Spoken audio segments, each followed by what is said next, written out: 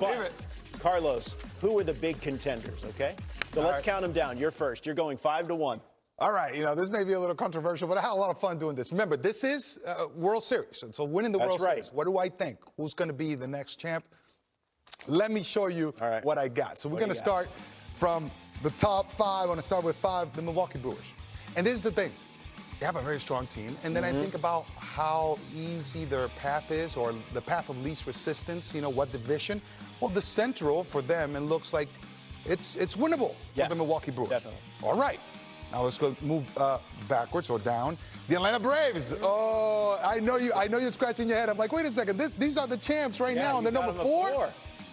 Well, it's gonna make sense to you because, if you think about all the obstacles the other team has, or the obstacles that they have to win a World Series, the Dodgers, the Mets are in the way, the Phillies, there's a lot of things and hoops that they got to jump over. Okay. So that's why they're number 4. They're still capable, but that's where I have them, the reigning champs. Let's keep going. Number 3, the White Sox. I like that. Again, now if you look at the fact that they are in a division that I believe that they can win, number 1, they're favorites in the division. They should run away with that division. Now you're in a postseason. Anything can happen. Twins are going to be tough, but Twins are going to be better than they were last year. Absolutely. But I agree with you. The White Sox are still stacked. The favorites. But you're like, how come you didn't have them higher? Well, let's keep going.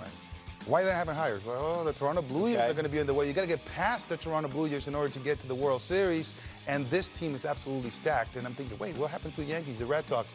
I'm so excited about the Toronto Blue Jays. As a matter of fact, I was excited about the Toronto Blue Jays last year, and I picked them to win their division. They almost did. They almost got in the postseason right there with the wild card and and all that stuff. But the Toronto Blue Jays number 2, and who's number 1? I think there's no secret. Look, the Dodgers. The Dodgers.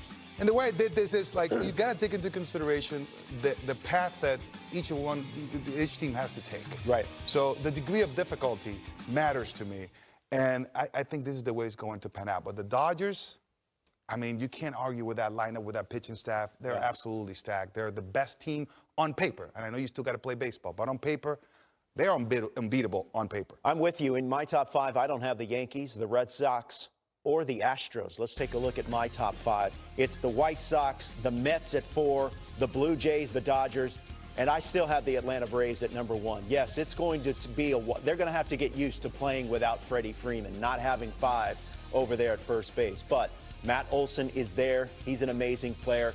And Ronald Acuna Jr. Remember, they won this World Series without arguably one of the top 3 players in all of baseball, in Ronald Acuna Jr. So that's why I think the Braves had the best chance of any team, any reigning champion, of being a repeat champion. Yeah, so they're going to get him back. Hey, one thing about the Blue Jays as well, they're going to play now their whole season in Toronto. That's right. Last year, they were all over the place. They were all over the place. Yeah, I'm big on Toronto. They were all over the place. All right, so let us know what you think. I'm sure you agreed with both my list and Carlos's list. I'm sure no one out there had a problem with it. We're about